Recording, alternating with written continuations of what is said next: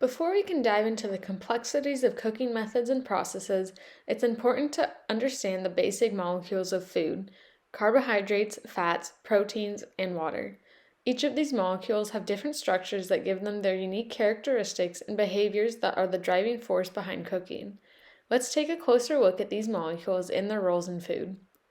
First off, we have carbohydrates, which is a broad category that involves a wide variety of molecules with unique functions, with some serving as energy stores, some forming the DNA and RNA backbone, and others making up the structure of plants, which is also known as cellulose.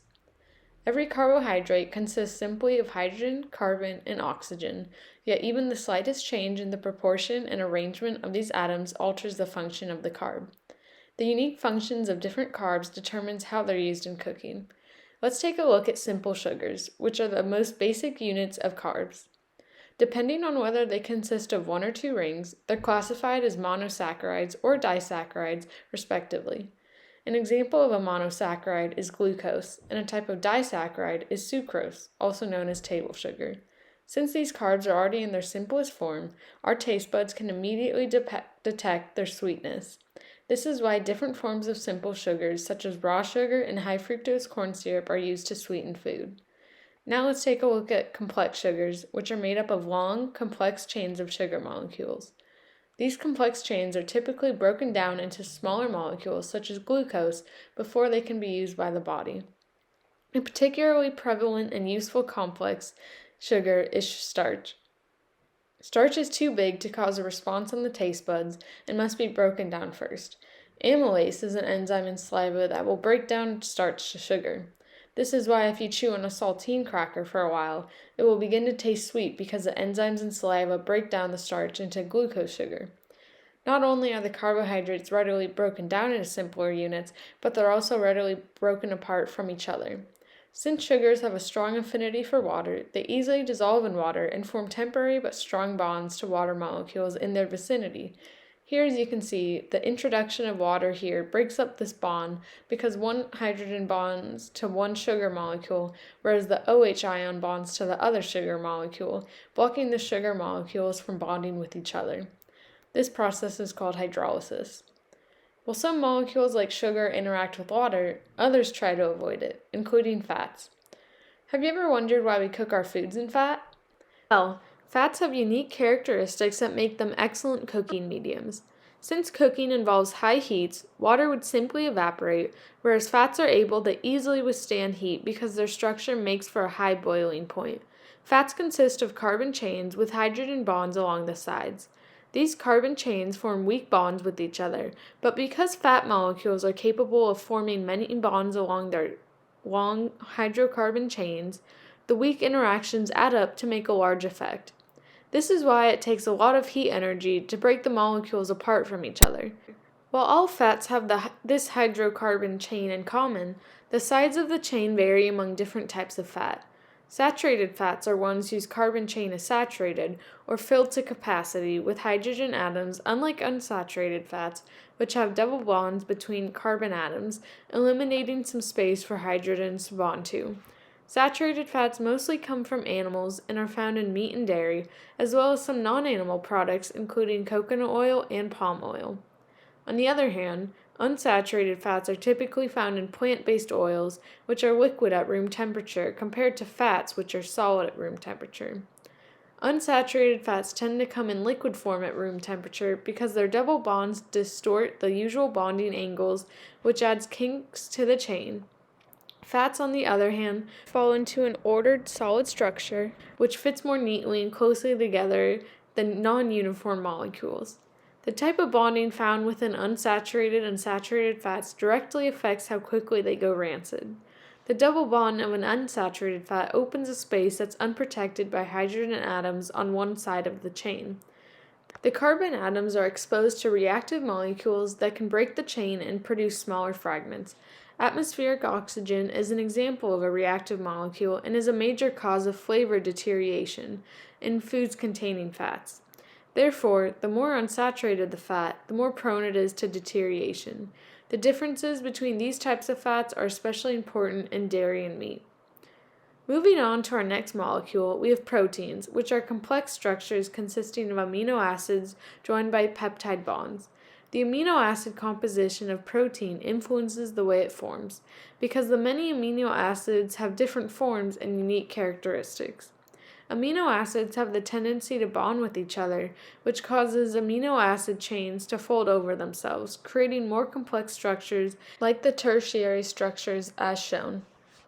The types of amino acids present in proteins determines how they fold and therefore how proteins function. A major type of protein is enzymes or subunits of enzymes, which are produced by living organisms and act as catalysts in biochemical reactions. Some enzymes build molecules up or modify them, while others break molecules down, as seen in the diagram. Here, the enzyme serves to break the bond between the two molecules. As we mentioned earlier, that starch is broken down into individual glucose units. Human digestive enzymes are responsible for this transformation. It's very important for cooks to keep the action of enzymes in mind. For example, bromelain is a protein digesting enzyme found in pineapple. It breaks apart proteins wherever they have a cysteine amino acid. When using pineapple in different dishes, you have to take into account how the bromelain may affect the other ingredients. For instance, bromelain will break down gelatin, so when using pineapple in gelatin-based desserts, you must first cook the pineapple to denature the bromelain enzymes. Extreme heat causes protein denaturation because it causes the bonds in the enzyme to break and will unfold, and this change in shape inactivates the enzyme. It's also necessary to pre-cook pineapple if it's incorporated into dishes involving milk or cream as well, because bromelain will break down the casein proteins and produce bitter-tasting protein fragments. If you've ever drank milk and ate pineapple together, you probably remember the overpowering bitter flavor. It's not only important to understand how enzymes affect food, but also how different factors affect enzymes. Temperature and pH play huge roles in enzyme activity, and we can alter these variables to try to control enzyme activity.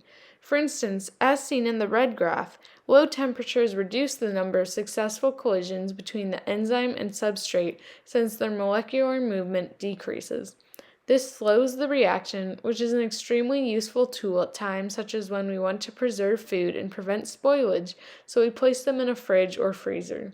On the other hand, higher temperatures, as seen in the blue graph, alter the space of the active site, which may reduce the enzyme's activity or prevent it from working if the temperature was high enough to denature it. The pH can also cause denaturation by changing the shape of the active site or by disrupting the charges on amino acid molecules, ultimately changing the shape of the enzyme. These changes are usually permanent, yet not always. After denaturation occurs, we're left with long amino acid chains that are more likely to bump into each other. In this form, their side groups are exposed and available for forming bonds, causing denatured proteins to bond with each other or coagulate. This concept will become important later on when we discuss processes that it's involved in, including cheese making. Last but certainly not least is water, a molecule we tend to take for granted, but cooking, even life, couldn't exist without it. Water has a unique structure in that it's electrically unsymmetrical, or polar, since it has a positive end and a negative end. This is a result of the fact that the oxygen attracts electrons more strongly than the hydrogens do. When water molecules interact, the negatively charged oxygen attract the positive hydrogens of other water molecules, called a hydrogen bond. This causes water to strongly cling to itself as well as attract other polar molecules, which gives rise to many unique features that are useful in cooking. Water's tendency to form hydrogen bonds with other polar molecules is what allows it to dissolve other substances. Both carbohydrates and proteins have polar regions that attract water molecules, which cluster around them. When water molecules surround the larger molecules, they separate them from each other. This is why carbs, such as crackers, readily dissolve in water, whereas fats, such as cooking oils, don't mix with water. Another characteristic of water that's useful in cooking is its high specific heat, meaning it requires a lot of energy to raise its temperature, which is again due to the hydrogen bonding between water molecules. As a result, water absorbs a lot of energy before its temperature rises and as it vaporizes into steam.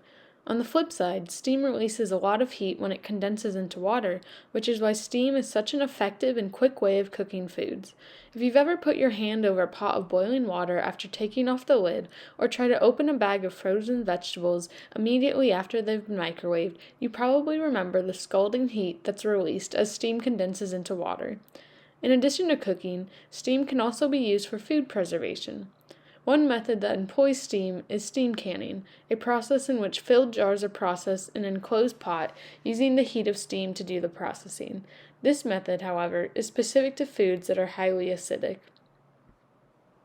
Speaking of acidity, water itself in fact can be acidic or basic depending on its composition. Level of acidity is measured on a pH scale ranging from 1 to 14, with 1 being the most acidic and 14 the most basic. Among the molecules in water, chemical bonds are constantly being formed and broken. Occasionally, a hydrogen will break off from one molecule and bond to a nearby intact water molecule, resulting in a positively charged H3O and a negatively charged OH. Under normal conditions, a very small number of molecules exist in the dissociated state, but even the small presence of hydrogen ions can drastically affect other molecules in the solution. Humans are able to estimate the concentration of hydrogen ions by detecting sourness through taste. How water influences taste usually isn't considered in cooking, but now you know why water plays such a big role in taste and cooking. Now that we know the basics of the 4 major molecules in cooking, we can move on to specific methods and processes in cooking that are based on the behavior and characteristics of these molecules.